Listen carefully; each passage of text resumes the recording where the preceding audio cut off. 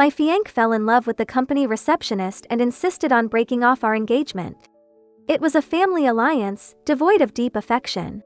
I sincerely advised him. The company is going through a tumultuous period. She lacks any influential background, it's wiser to be cautious. To my shock, the girl, upon hearing this, jumped off a cliff in despair.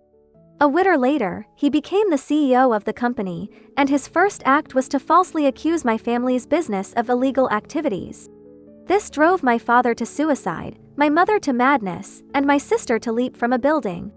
He then ran over my legs with his car and coldly declared, "This is what you owe Amanda." When I opened my U-Heights again, I found myself back on the day he insisted on breaking off our engagement.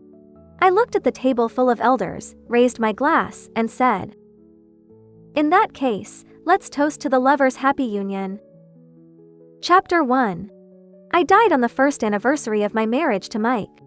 The surprise I had eagerly anticipated for days turned out to be a nightmare. He ran over my legs with a car and then tossed me into the sea with weights tied to me. In an instant, the icy seawater engulfed me, filling my lungs with a bone-chilling coldness that felt as though it would tear me apart. In the last fleeting moment before sinking into the depths, I looked up at the starry sky and made a silent wish. If I could live again, I would change everything. In a blink, the suffocating darkness vanished, replaced by the opulence of a luxurious hotel. It seemed I had been reborn. Gazing at my reflection in the tea-colored glass on the wall, clad in a maroon cheongsam, I confirmed my suspicion. Not only was I reborn, but I had also returned to the time before the engagement, before I married Mike. This time, they would pay the price. Turning around, I noticed a man at the hotel entrance, dressed in rags and glancing around cautiously. I immediately instructed the waiter to bring him in discreetly. Soon, this man would deliver a special gift to Mike and his sweetheart. Chapter 2. Just like in my previous life, Mike arrived late to the engagement party. His parents made frantic calls, scolding and apologizing, until he finally made his grand entrance. Not only was he late, but he also brought his girlfriend Amanda. The two strolled in hand, Mike casually sipping from a pink cat-shaped water bottle, entirely unrepentant. He had once claimed to have a severe aversion to sharing drinks or food with anyone. So, despite our close relationship, he had never shared a meal or a drink with me. As he approached, he showed no signs of fatigue from the recent media frenzy, looking at the girl with tender affection. But she, like a frightened rabbit, clung to his sleeve, shrinking behind him. When her gaze scanned the room, it locked onto mine. Summoning her courage, she suddenly marched over and knelt before me. "Alice, can you be magnanimous and let me and Mike be together?" I shifted slightly, evading her desperate grasp. Seeing my reaction, she began to wail. "You have everything, but I have nothing. I only want Mike, please." Her tear-streaked face mirrored the despair I had witnessed in my previous life. "Let go of me." Amanda refused to be pulled away by the Smith family elders, her grip tightening on my cheongsam. In my past life, I had relented when she knelt, not wanting to create a scene. This time, even as her knees bled and her arms were scratched, I didn't spare her a glance. To debase oneself for a man truly despicable. I coldly yanked my skirt from her grip and moved further away. Not for any other reason, but to watch this drama unfold more clearly. Chapter 3. Seeing she couldn't hold on to me, Amanda trembled and glanced back at Mike. As I expected, he noticed her silent plea for help. No longer gentle, he strode over to rescue his beloved. Taking in her tear-streaked, injured face, he placed all the blame on me. "Alice, I didn't expect you to be so cruel." Before he finished his sentence, he struck me hard. Instantly, half my face burned with pain, and I felt a warm trickle from the corner of my mouth. But I was no longer the lovesick girl from my previous life. The next moment, I retaliated with a slap for each of them. Without giving them a moment to react, I struck again. The first slap is for your aggression against me. The second is for your betrayal, both as a cheating man and as a mistress. Then I raised my hand for a third slap. The third is a warning. Don't provoke me, or I will dismantle you piece by piece. With that, the room fell into stunned silence, the kind where a pin dropping could be heard. Mike, holding his face in shock, was left speechless. Perhaps he was accustomed to my gentle demeanor, never expecting to witness me so aggressive and relentless. Chapter 4. After a long moment, Amanda's sobs broke the stillness. "Forget it, Mike, I'm not worthy of you. We can't be together." Mike, unwilling to let her go, kissed her forehead and declared, "No. No matter the obstacles, I will ensure you a lifetime of happiness." Watching this nauseating display, I couldn't help but laugh, signaling the waiter. Soon, a filthy, disheveled man peeked through the door. Seeing Amanda on her knees, he rushed in, shouting, "Amanda! Did he bully you? We don't need the money. I'll live with you, even if we're poor." Amanda's face went pale as she hurriedly denied knowing him. I seized the opportunity to add fuel to the fire. "Don't know him? He seems to know you quite well." Panic set in as she scrambled to explain, but Mike's expression darkened. In truth, this man was Amanda's devoted admirer. She had used him for her own ends, ensuring her hands remained clean, just like in my previous life when she staged her fake death. Returning to the present, I pretended to be kind, reminding the man that without photos or videos, he couldn't make baseless accusations. Sure enough, he began rifling through his phone. He eventually showed a photo of them together, their faces pressed close, radiating intimacy. Feigning shock, I exclaimed, "Oh dear, this isn't fair to Mike." Before I could finish, Amanda snatched the phone and smashed it to the ground. She knelt, crying that he was her gambling-addicted brother and that they had severed ties, but he kept threatening her. Perhaps for the sake of face, or maybe he genuinely believed her, Mike called security to have the man removed and taken to the police. The atmosphere grew even more tense and quiet. I stood, raising my glass to the crowd. No need for obstacles to keep lovers apart. Let's celebrate true love today. In Amanda's shocked gaze, I silently vowed that this time, I would emerge victorious. Chapter 5. On the way home, I was haunted by the nightmare ending of my previous life. In the blinding light, a speeding car hurtled toward me. I couldn't dodge it. I was struck, run over repeatedly, blood soaking into the sand. Amidst the chaos, Mike stepped out of the car. His voice was cold, laced with mockery. "Did you enjoy this anniversary surprise?" His words, like those of a demon, jolted me awake. Feeling the cold sweat saturating my clothes, I realized I needed a formidable ally to make Mike and Amanda pay. With that thought, I pulled out my phone and found a contact with a black avatar. Reading his previously ignored message, I quickly typed, "It's not too late to regret." He had asked me the night before. "Mike is unreliable. If you regret it, come to me." Watching the typing notification appear, I soon received his reply. One word. "Okay." Chapter 6. The next day, I met him by the coast. He wore a sharply tailored black suit, his expression concealed behind dark sunglasses, looking travel-worn and rugged. From a distance, he caught sight of me in a bikini and began to remove his jacket. Before I could utter a word, he draped it over my shoulders. "Just off the plane?" I adjusted the jacket, the comforting scent of tobacco wrapping around me. "Whites," he replied. His gaze flicked to my face and my trembling hands. "What happened to your face?" "I got hit." "And your hands?" "Trophies from fighting back."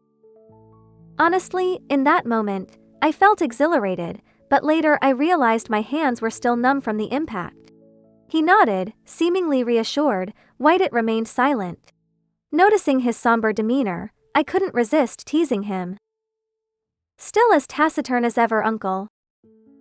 As expected, his expression darkened, his tone taking on an edge. "We're not related by blood, and we're close in age. Why call me uncle?" "Indeed, Ethan." Without Mike, there was no Uncle Ethan. Ethan was Mike's uncle, but it was a distant relationship. Chapter 7. As a child, his parents were busy with work abroad, so they sent him to live with Mike's family. What began as a one-winter arrangement turned into a long-term stay, since we were all close in age.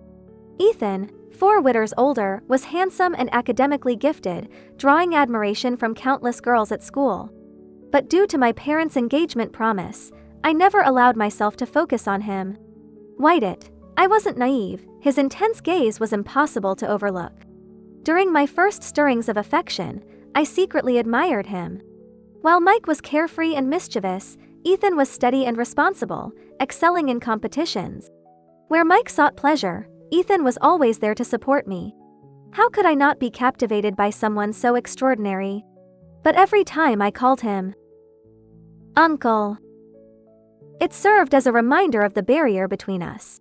I noticed the way he paused whenever I used that title, but I thought it signified an unbridgeable chasm. In this new life, I wished I could knock some sense into my old-fashioned self. However, I didn't need a perfect lover, I needed the best partner to help me reshape my fate. The waves crashed against the shore, urging me to speak. I took a breath and stated my intention. What if I use you? He removed his sunglasses and stepped closer. His sudden movement made me instinctively take a step back, but he quickly wrapped his arms around me. In the embrace filled with the scent of tobacco, he replied, I would gladly let you. Chapter 8. After sharing my thoughts with Ethan, my phone buzzed incessantly. Unable to resist, I checked and discovered the engagement drama had spiraled out of control. Ethan glanced at my screen, pulling me under the shade of a sun umbrella. Calmly, he said, If you can't hide it, change it. Oh, what's your plan, Mr. Smith? He didn't respond verbally but showed me through his actions. That night, a new trending topic surfaced. Smith-White engagement cancelled. Curious, I clicked on it and realized it was breaking news. There were photos and videos. While I met Ethan, Amanda was kneeling at the Smith family mansion. Next to her were cheap gift boxes. In the pouring rain, she wore a white dress, now soiled and tattered. Whited she stood tall, declaring, Family status is outdated. Mike and I are true love. Her determination surprised me. In such an upscale neighborhood, especially one currently under media scrutiny, scandals wouldn't easily slip out.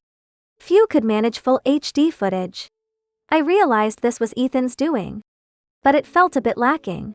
He overestimated Mike's concern for family reputation while underestimating Amanda's ambition.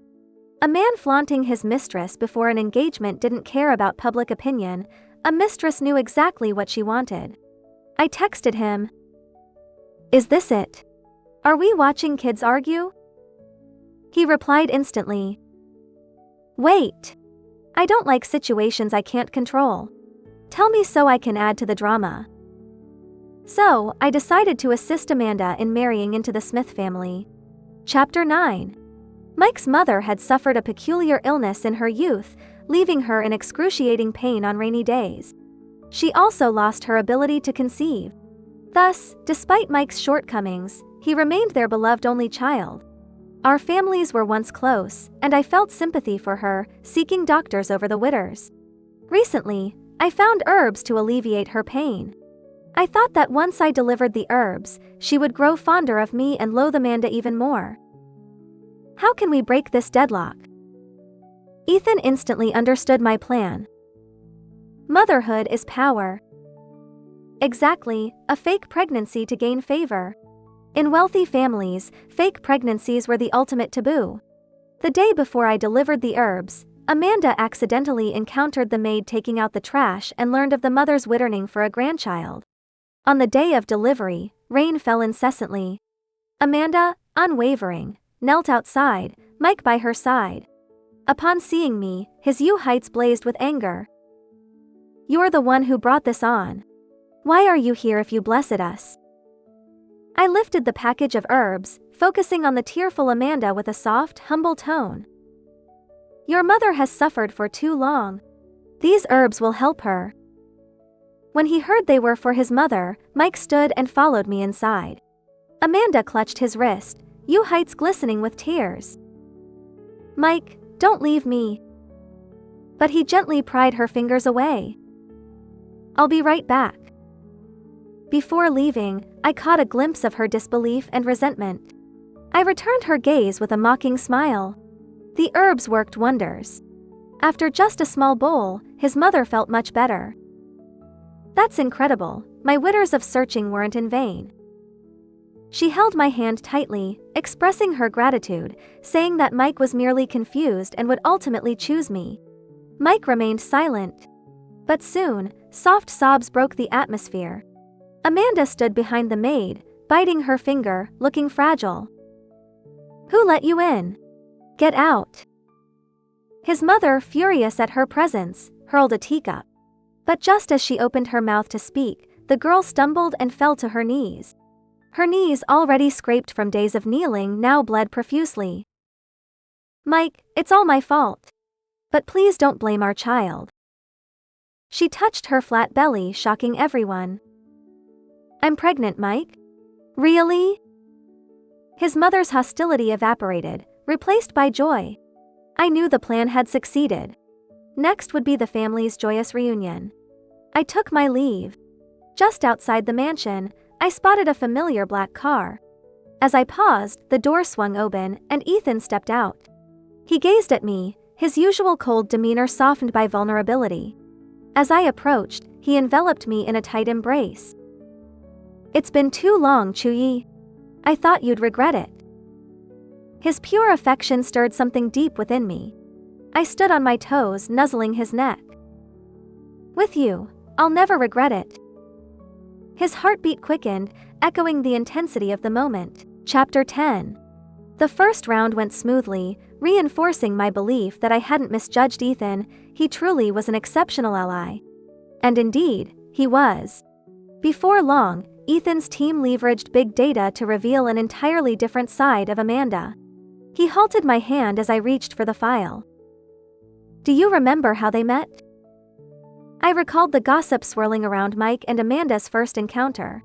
She had been the receptionist at his company, with a tragic background. It was said that she had violated company policy by taking in a stray dog at the reception desk. When reported, she had protested loudly against the company's inhumanity and cruelty. This bold act had captured Mike's attention. He had praised her for her love of animals and her vibrant, assertive nature. Before long, they were inseparable. Ethan interrupted my thoughts. "She's actually the leader of an animal abuse group." "Abuse?" I quickly pulled out the file, and the extensive data combined with gruesome images sent chills down my spine. "Not only that, but she live streams it for profit." Ethan took the file from me, stopping my viewing. "Alice, it's time for the second round." Chapter 11. I instantly grasped his intention. This scoundrel, Amanda, needed to be buried under evidence, never to rise again. That afternoon, I contacted a familiar client to arrange a charity rescue event, emphasizing the importance of inviting the Smith family. Such charity events significantly enhance brand reputation and are usually attended by high-ranking executives. Amanda and Mike's meeting and falling in love had previously been touted by netizens as a Mary Sue novel come to life. Now, she was nearly assured of becoming Mrs. Smith, and given that backstory, it was likely she would attend. Sure enough, on the day of the live-streamed event, Amanda appeared, sweetly linked to Mike's arm. The event included pet feeding, simple interactions, and photo sessions. Everything proceeded smoothly until the interaction segment, where guests were to teach the pets to shake hands in a private room. For the guests before Amanda, we adhered to the usual protocol, but due to poor interaction, we hided pre-recorded videos. She assumed the same would apply to her. But the live broadcast revealed her true, sinister nature. Chapter 12. The interaction room Amanda entered was specially prepared with 360-degree cameras. Additionally, 20 hidden cameras were installed to capture every small movement and expression. Inside, her interaction pet was a small poodle with its tail and ears cut off by humans. Despite its past trauma, the dog still smiled like an angel. But it didn't know it was facing a demon. Amanda observed the dog, finding no signs of aggression, and began searching for blind spots in the room. She lured the dog with treats to a blind spot, grabbed its neck and repeatedly slammed it. Soon, the screen was filled with the sound of thuds and the dog's cries. I saw the live comments rolling in. What is she doing? Is she abusing the pet? Oh my God, save the dog. I can't stand the cries. Didn't she get with the Smith family heir because she loved pets? Turns out she'll do anything to marry into wealth. Not just a facade, she's not even human. In the hall, people gasped at the scene. Many guests were genuine pet lovers, rushing in to save the dog. I saw Mike's gentle gaze shatter into extreme anger. Even he realized something was wrong. His gaze, dark and complex, fell on me through the crowd. Amanda, dragged out, still tried to justify herself, calling for Mike. Mike, you know me best. We met because of a stray dog. Seeing Mike silent, with the screen still showing her room, she seemed to understand. The dog suddenly jumped at me. You know I'm pregnant. She emphasized. Pregnant. I lost control to protect the baby. This reason seemed plausible, and Mike finally showed a bit of understanding. If that's the case, then forget it. Forget it? My 20 hidden cameras and thick stack of evidence would be wasted? Wait! I stood up, signaling the backstage to switch angles. As a special guest of the event, I requested additional hidden cameras in the room. Amanda clenched her fists, her face murderous. Let's see if Miss Ning is telling the truth. If so, compensation is in order. With that, the clear video from the blind spot began to play. Chapter 13. In the video, Amanda's U-heights gleamed with malice, like a demon from hell. As the dog approached, she began her brutal abuse. The audience watched in horror, some parents covering their children's U-heights and ears. The comments exploded with condemnation. What a monster! This is the Cinderella the Smith heir chose? Is he blind? I hope she suffers as the dog did. She's young, but don't let her off. I paused the video. Miss Ning, any explanation? This is slander, a heartless attack. Amanda shook off Mike's hand, pointing at me and cursing. You prepared this video to slander me. You just can't stand losing Mike. Even at the end, she was defiant. Huh, I predicted you'd be attacked by a dog. Miss Ning, think before you lie. The audience murmured in agreement. Her actions are too practiced to be the first time. Is she a psychopath? She lies so easily. It's not me. It's not me. Amanda screamed, trying to attack me. Fortunately, Ethan appeared in time, shielding me and leading me away. Amanda continued to scream, but the police soon arrived, taking her away. Amidst the crowd, I saw Mike's bloodshot U-heights fixed on me. After a while he approached, his gaze lingering on Ethan's arm around me. Uncle, you and... Ethan casually replied. Nephew, as you see, we're dating. Chapter 14. With that, Ethan leaned down and kissed me, deepening the kiss. Mike stepped back in disbelief, but he had no time to process it. His mother arrived at the scene. She stumbled, trembling. Mike, I saw online that Amanda abused animals. Amanda? How ironic. In just a few days, she was calling her so affectionately. Mike remained silent. Answer me. You need to be careful. Amanda is pregnant. What's a little animal abuse? Don't harm my grandchild. She was almost hysterical. But she lied to me, Mom. Mike's U-heights were hollow, like a lost soul. I had no interest in this selfish argument. Leaving the hall with Ethan, I soon saw the police's official announcement. Amanda was guilty of animal abuse, and as the leader of an animal abuse group, she was arrested. The comments were overwhelmingly against her, with many worried she would get a lighter sentence due to pregnancy. The police added another announcement. After examination, Miss Amanda is not pregnant and will be dealt with according to the law. The second round was successfully completed, and I smiled in satisfaction. Ethan hugged me, and we bumped fists. Miss White, congratulations to us. Chapter 15. Perhaps Mike was too shocked, causing a huge commotion after returning home. His mother kept sending me apologetic messages. Alice, it was a mistake to trust the wrong person. Please don't be angry. Similar messages kept coming, as if they wouldn't stop until I relented. Just a mistake? Now they wanted to wash their hands clean. In my previous life, I had asked Mike why he fell for Amanda.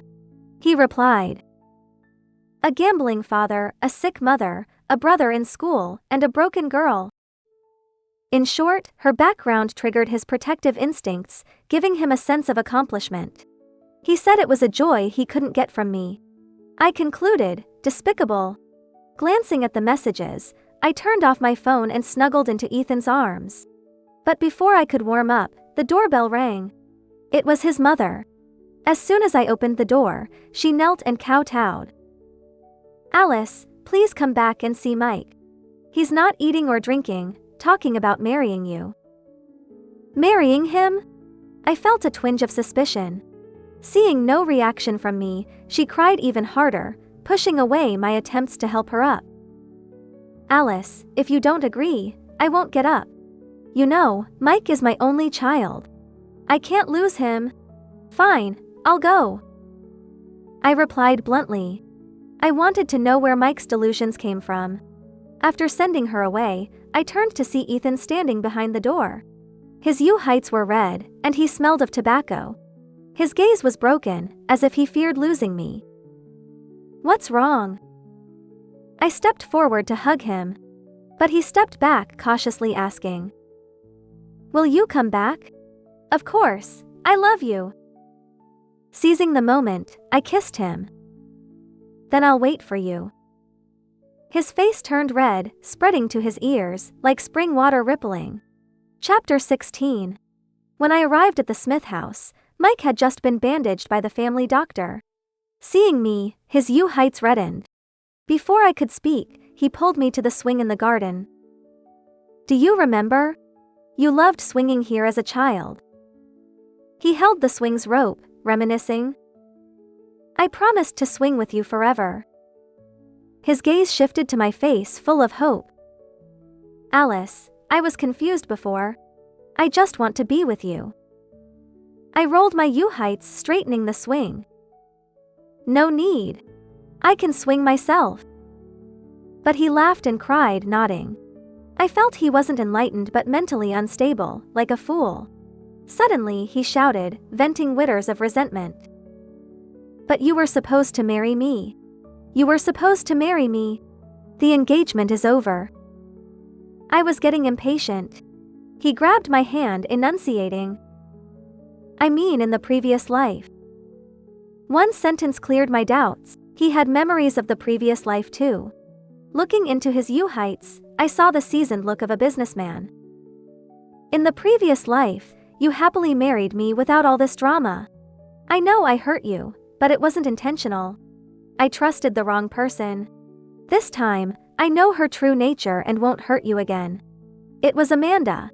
She approached me with a purpose. I was deceived. In the previous life, I thought she was forced to die, so I..." "Enough, I don't want to hear it." I smiled. "Even if she schemed, you agreed to make her your girlfriend. If you knew your place, nothing would have happened. You wouldn't have been so blind and deaf to kill my family over a few words. What's the use of saying grandiose words now, blaming others? The child is dead, and now you want to nurse it. It's good you remember, so you won't feel wronged when you die." He opened and closed his mouth, unable to argue. "Give me a chance to atone, Alice." "No, your atonement disgusts me." Not wanting to argue, I grabbed my bag and left. Behind me, he laughed coldly. "Do you think Ethan is so great? The Smith family will be mine." I paused, feeling sorry for his arrogance, but didn't look back. The past is irretrievable, and an ordinary ex should stay in the past. After all, whether the Smith family can last the winter is uncertain. This time, with Ethan back and our family's support, the big project is up for grabs. Chapter 17. On the day of the project bid, Mike was a different man, radiant and confident. I guessed he had a copy of the project plan from the previous life. In the previous life, my father and I worked tirelessly for a month to create that plan. The deadline was tight, the task heavy, and we barely slept, finally producing a quality proposal. And Mike? He called himself Little Smith. Sitting in the decision-making seat, only looking at results, not the process. He didn't put in any effort but raised countless useless questions about the plan. His familiarity with the project came from client praise. The project's success brought not only billions in revenue but also long-term stable cooperation. But this time, I had Ethan and the evidence I gathered. Mike, you will never rise again. After other companies presented, only Ethan and Mike remained. The project was about helping orphanage children with a warm, supportive theme. Ethan's proposal, based on my experiences from both lives, introduced a new concept. Using life swap. Encouraging orphanage children to swap lives with ideal professionals for a day, inspiring them to strive for their goals. After the presentation, applause filled the hall. Next was Mike. His presentation was identical to the previous life, changing the overall sad tone, helping children overcome their backgrounds, and encouraging independence and confidence. He even saved $20 million in the budget with his experience and memory. After discussion, the client made their final choice. The Smith family, Little Smith, has a great proposal. As the words fell, Ethan and I stood up.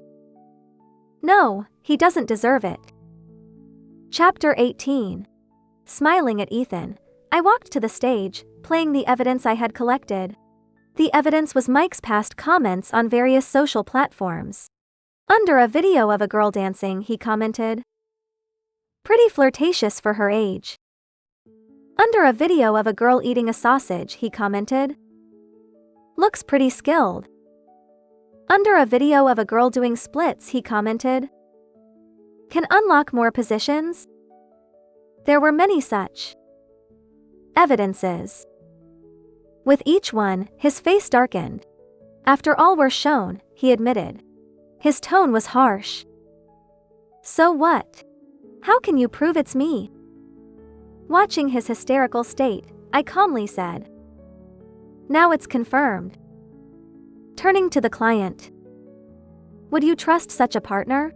Would society? Would the people?" He still struggled. "Those were just jokes. I never meant to do anything." Ethan replied for me, "Just thinking about it is disgusting." Soon, the client changed their decision and we secured the project. As he was dragged away, his U-height stall-heighted fixed on me. Ethan asked where I got the evidence. I tapped my phone. The internet is not lawless. Chapter 19. With 3 rounds over, he had no chance to rise again, and the Smith family was nearing its end. I saw online posts from his former fans showing his current state. He was no longer the proud, cold man, but disheveled, sitting by the roadside. The girl who posted said he seemed mentally unstable. He kept muttering about being a future business star, achieving greatness, with his childhood sweetheart by his side. I sighed and scrolled past. But the next day, he showed up at my company. After work, in the chaos, I didn't notice him until he cornered me. Just as the knife was about to stab my chest, Ethan kicked him away, shielding me. Security quickly surrounded and took him to the police. As he was dragged away, his U-height stall-heighted on me, muttering something. But it didn't matter. On the way home, Ethan held my hand. Successful cooperation. His tone was calm but sad. But you almost got hurt. I let go of his hand and jumped on his back. Since the cooperation went so well, let's cooperate for life. He froze for a moment, then quickly agreed. Deal. By the windy coast, I saw his ears turn red. Looking at the shore where I died in the previous life, I smiled brightly, teasing him. Ethan, if you treat me badly, I'll throw you into the sea. At your disposal. With that, he quickened his pace. I seemed to hear the wind cheering. Yan Chuyi, congratulations, you're free.